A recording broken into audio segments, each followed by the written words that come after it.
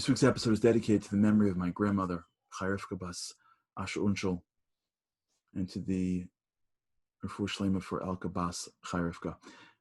We're in a very interesting, incredible Shabbat. This is called Shabbat Nachamu, the weekend of comfort. It always comes off the back of Tisha B'Av. Tisha B'Av is a very strange day. We mourn the destruction of the temple. And I once heard a question that really stuck with me. Someone asked me, says, "Do you mind if I ask?" I said, "Sure." He goes, "Why are we keeping Tisha B'Av?" I go, "What do you mean?" He goes, "I get it. A long time ago, we were in Israel. Things were amazing. We had a temple. Life was amazing. The Jews sinned. And as a result, they got punished and we lost the temple. I get it. But like, why am I getting punished for that? Like, I'm the one that can't eat. Like, I'm sitting on the floor all day. Like, what did I do? That's me. I get it. You want to punish the people that did it. I got to understand. But like, what are you bringing it to me for, right? It's like, what, like 2,000 years ago, like the freshman cut. So now every single year, each freshman gets detention. Like, what's going on? Why do we got to sit on the floor because of what they did? So I'll tell you a story. So I used to work for a real estate company. One of the things that I did there was I ran one of their projects, and it was in Baltimore. So I would travel almost every week, from New York to Baltimore. Nice to get on the Acela. It was a pleasure. New York, Penn Station to Baltimore. Sitting on the Acela train. And I would take people from the company with me. So I had this guy that came with me one time, and he was in the acquisition group, and we were schmoozing. And it ended up being this guy played college football. Now, I dreamed of playing college football. I went to yeshiva. Like, there's no college football in yeshiva. Like, it's complicated, like insurance, and we can get it hit in the head, and we can't be doctors. Like, it's complicated. So I'm like, tell me everything. And he's telling me this story, that story. I'm like loving it. Like, I'm sitting with a guy. I want it. It's great. So I go, give me the highlight and the low light. Give me the top moment and the lowest moments. He goes, okay. So the highest moment, he said, is they made it one year. They didn't go to a great college. And one year they made it to a bowl game, and they won the bowl game, and it was awesome. And he told me that story, what it was like to win 50,000 people. I'll give me the low light. He goes, the lowest moment was the day after my last game as a senior. I said, what happened? He said, we had a practice. He goes, our coach was very hard.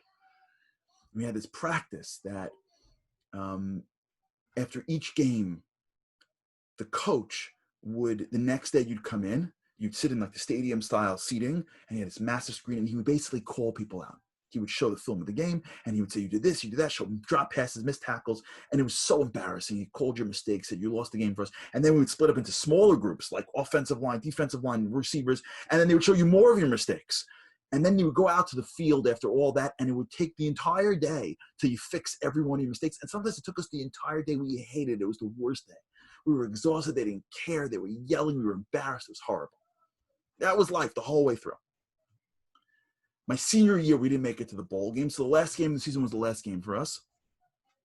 So when I get to the game was over, the next morning I come in and I get a message that seniors are meeting at this time in the morning. So I go to the thing, same time as always.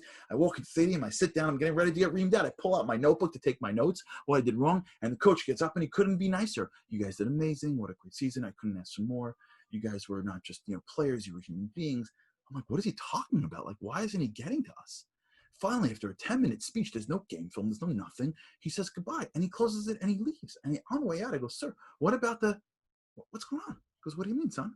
I go, what about the mistakes? What about the game? He goes, no. He goes, what do you mean no? He goes, I only teach you these things so that I can make you a better player. You're a senior. It's over. Not a player anymore. You're not playing for me anymore. I don't need to teach you anything because you don't need to be a better player. You're not a player. Thank you for your service. Thank you for your time here. It's been an honor, son. And the guy says, that was the lowest moment of my career, when I realized that I wasn't a player anymore. Why do we sit on the floor for? Why do we have Tisha B'Av for? Because the whole purpose of having this temple, it's not for a building, it's for a life and a time where God is in the center of the world.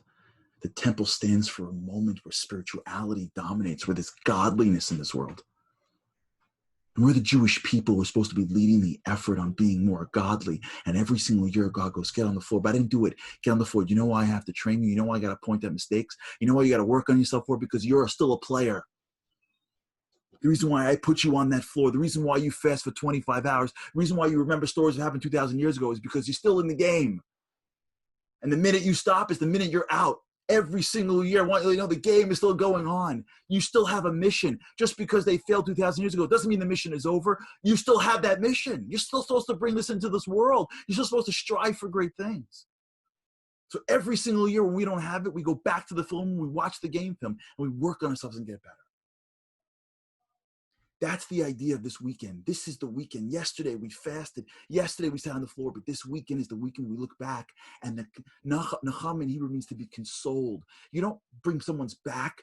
If someone passed away, you don't bring back the person. So how do you console them? The way you console people is you bring purpose to the pain. God's bringing purpose to our pain. He's saying, you didn't sit on the floor for no reason. Here's the purpose, because you're still on my team. You still have a mission. Go do your job. When we understand that lesson, we come into this Shabbos, we take a deep breath and realize there was purpose for what I just did. And that's the greatest consolation in the world.